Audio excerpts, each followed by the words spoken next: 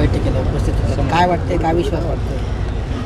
अतिशय उत्साहाने इथे महायुतीचा मेळावा पार पडलेला आहे. आमचे भारतीय जनता पार्टीचे प्रदेशाध्यक्ष आदरणीय रवींद्र चव्हाण साहेब, आपले नेते आदरणीय गिरीश भाऊ, त्याचप्रमाणे आपले जिल्ह्याचे पालकमंत्री आदरणीय गुलाब भाऊ, त्याचप्रमाणे सर्व मंत्री, आमदार, खासदार आणि सगळे पदाधिकारी महायुतीचे, त्याचप्रमाणे सगळे नगरसेवक आज ह्या मेळाव्यासाठी उपस्थित होते. अतिशय उत्साहामध्ये मेळावा झालेला आहे आणि 100% खात्री आहे की ही जागा महायुतीची हे चांगल्या मतांनी विजय इथे होणार आहे.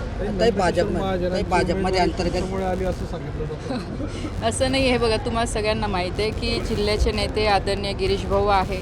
जो काही महायुतीचा इथे निर्णय झालेला आहे, आपले राज्याचे मुख्यमंत्री आणि आमचे नेते आदरणीय देवेंद्रजी असतील, आमचे प्रदेशाध्यक्ष आदरणीय रवींद्र चव्हाण साहेब असतील, त्याचप्रमाणे आपले शिवसेनेचे आदरणीय उपमुख्यमंत्री शिंदेसाहेब असतील, अजितदादांकडनं आपल्या पवारताई असतील, सगळ्यांनी मिळून हे ठरवलं की ही जागा जी पारंपरिक भारतीय जनता पार्टीची जळगावची ही जागा राहिलेली आहे म्हणून भाजपला ही जागा सुटलेली होती. आणि त्याचप्रमाणे नेहमी सगळे निर्णय जळगावच्या संदर्भात किंवा उत्तर महाराष्ट्र संदर्भात आदरणीय गिरीश भाऊंनीच घेतलेला आहे. आणि ह्यावेळेससुद्धा गिरीश भाऊंनी आणि पक्षाचे जे श्रेष्ठ पक्ष आमचे सगळे नेते आहेत त्यांनी तो निर्णय घेऊन उमेदवारी दिलेली आहे. हे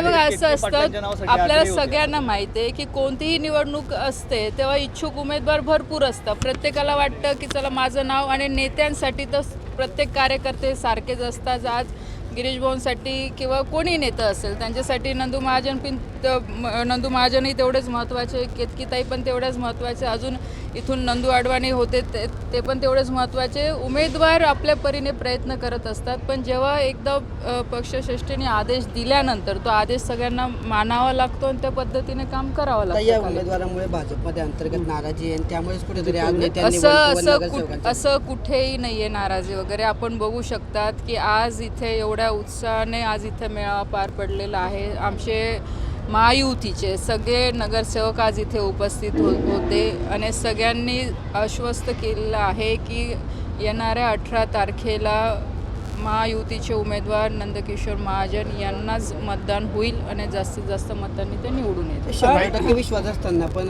रवींद्र चव्हाणांनी सांगितलं की प्रत्येक नगरसेवकाला बीप बजावला जाणार आहे. मग हा दगा फटका तसं नाही आहे. बघा, कोणतीही निवडणूक असते ना की शेवटी एक कार्यकर्ता म्हणून मी पण विश्वास ठेवते त्या गोष्टीवर की निवडणूक किती जरी सोपी असली पण ती निवडणूक असते आणि शेवटच्या वेळेपर्यंत जे जे प्रिकॉशन घ्यायची गरज आहे, ज्या ज्या गोष्टी लक्ष देण्याची गरज आहे ते घेणं अत्यंत गरजेचं असतं. कारण कुठेही मत वाया जाऊ नये किंवा ते बाद होऊ नये यासाठी ज्या सूचना देणं गरजेचं होतं त्या आज आमच्या प्रदेशाध्यक्षांनी आणि सगळ्या नेत्यांनी सगळ्या आपल्या सगळ्या नगरसेवकांना दिलेल्या आहेत.